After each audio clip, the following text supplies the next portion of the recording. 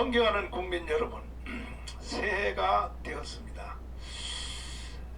새해는 되었는데 이 대한민국은 아직 전혀 바뀌지 않고 있습니다. 문재인 대통령은 5년 집권하는 동안에 대한민국 국민들의 절반을 완전히 사기를 쳤습니다. 사기를. 거짓을 믿게 하는, 국민들로 하여금 거짓이 사실인 것처럼 믿게 하는 이와 같은 짓을 했습니다. 그 첫 번째 주제가 무엇일까요?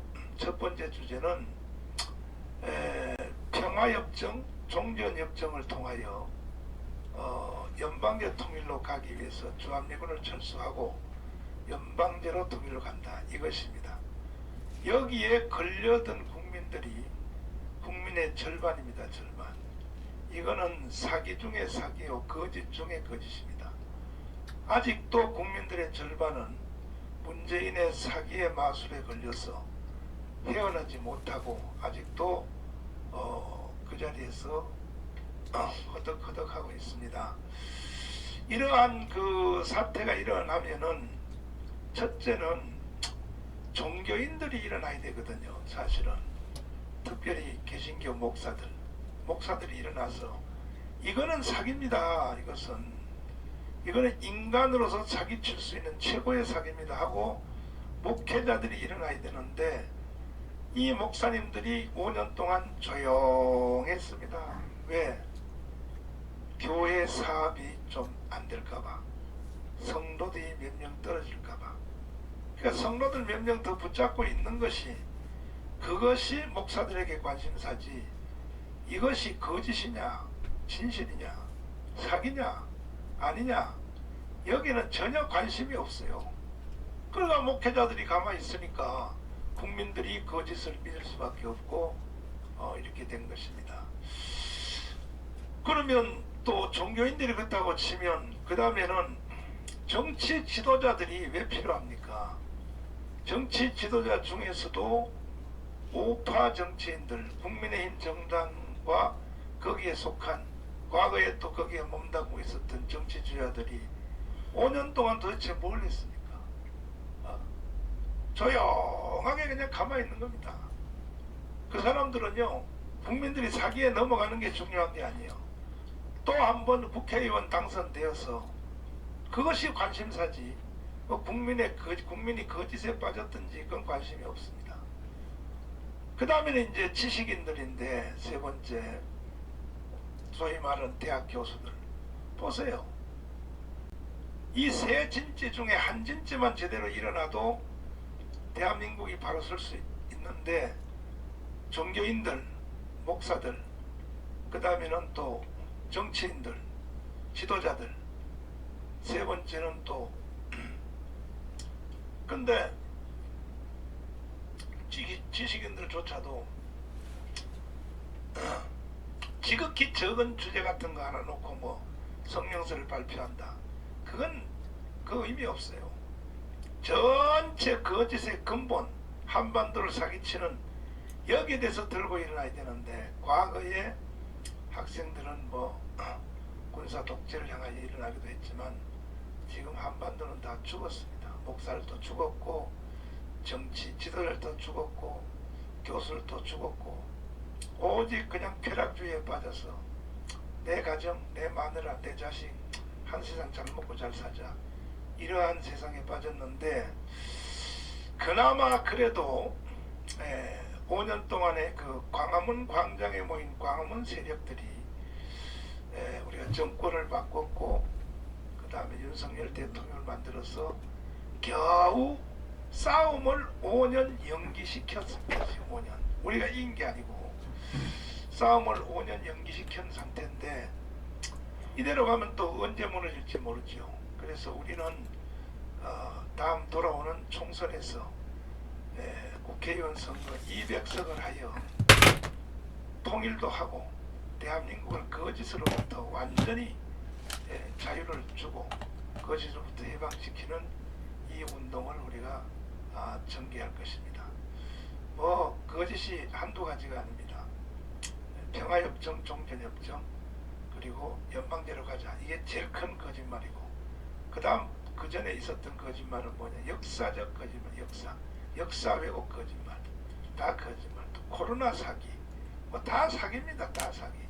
5년 동안은 다 사기에서부터 시작해 사기로 끝났습니다. 오늘도 토요일 바쁘신데 또 쉬셔야 되는데 우리 교수님들이 나오셨습니다.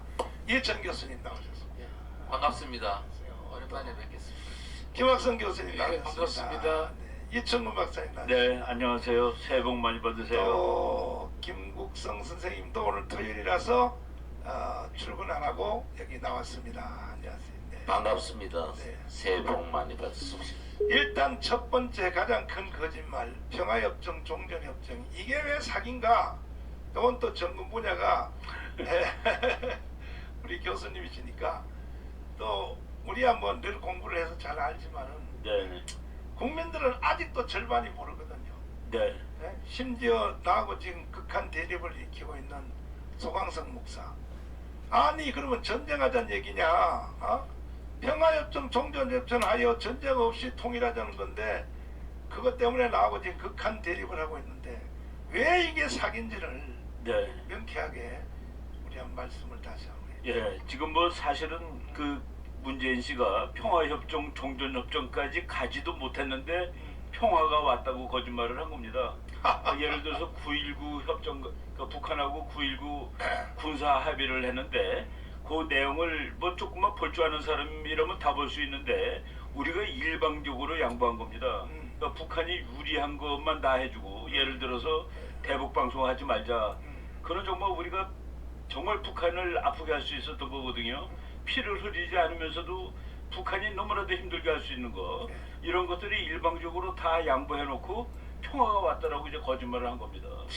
시골에 있는 할아버지들이, 심지어는 제가 경상도 할아버지한테 그 얘기를 듣고 참 경악을 한 적이 있었는데, 대통령 한 사람 잘 뽑아놓으니까 평화가 왔다고. 그러면서 국방비를 줄이고 노인들한테 주는 돈을 늘리자라고까지 얘기를 한 적이 있었습니다. 근데 지금 이제 그 문정부가 종전협정 평화협정 체결을 하게 되면은 평화가 온다고 그랬는데, 그거는 사실은 전쟁을 초래할 가능성을 극단적으로 높이는 그런 일이 되는 겁니다. 우리 국민들이 이제 많이 깨우치셔야 되는데, 평화협정을 맺은 나라들이 전쟁을 더 많이 했습니다. 역사적으로. 그리고 주로 역사를 보면은 평화협정을 맺자고 그러는 친구들이 지금 전쟁 준비가 덜 된 나라들이 약간 멍청한 상대방한테 평화를 맺자고 그러고 평화협정을 맺고 무장 해제를 시키는 겁니다. 긴장을 풀리게 하고. 그러고 나서 1, 2년 있다가 전쟁을 하고 그러는데, 한국의 경우는 평화협정을 하게 되면은 북한이 전쟁을 할 수 없는 가장 큰 안전장치 하나가 날아가게 되는 겁니다. 무슨 얘기냐면은 예를 들어서 평화협정을 체결하였다 그러면은 북한이라든가 또는 한국의 주사파들, 그리고 저 잘 모르는 사람들이 이제 평화가 왔으니까, 북한하고 사인했으니까 평화가 오지 않았느냐, 그러니까 주한미군은 왜 있어야 되느냐, 한미동맹은 왜 있어야 되느냐라고 이제 물고 늘어질 거예요. 그래서 만약에 그래서 주한미군이 뭐 철군한다든가 한미동맹이 깨지게 되면은 아마도 그날로 북한은 전쟁을 일으킬 것입니다. 바로 이렇게 대한민국을 가장, 이거는 증명된 안전장치입니다. 증명된 안전장치고, 평화를 이룩하는 방법이 전쟁을 안 하는 것을 평화라고 널리 정의를 한다면은 평화를 유지하는 두 가지 방법이 있습니다. 하나는 항복하면 돼요. 우리 일본하고 전쟁 안 했거든요. 일본 밑에서 살았지만은 그것도 평화라고 말한다면, 그리고 또 보다 확실한 것은 힘을 통한 평화입니다. 그 영어로는 peace through strength. 그리고 로마 사람이 벌써 몇천 년 전에 평화를 원하거든 전쟁을 준비하라, 이런 그 역설적인 논리가 있는데, 바로 지금 북한이 또는 우리나라의 그 주사파들이 원하는 평화협정은 그 꼼수가 대한민국의 가장 중요한 안전장치인 주한미군 한미동맹을 깨려는 그런 그 음모가 있다는 사실에서 저희들이 전혀 받아들이면 안 되고, 겉모양으로 평화가 멋있지만은 그것은 사실은 평화가 아니다라는 것을 우리들이 다 알아야 됩니다. 네. 또 그런가 하면 이 사람이 사는 과정 속에서 경제가 중요한데 경제 분야 다 사기쳤죠. 그렇죠. 뭐 통계고 뭐고 다 사기죠. 뭐 통계청장을 바꿔가면서까지 통계를 조작을 했고 지금 이제 다시 이제 수사가 들어갔지 않습니까? 무슨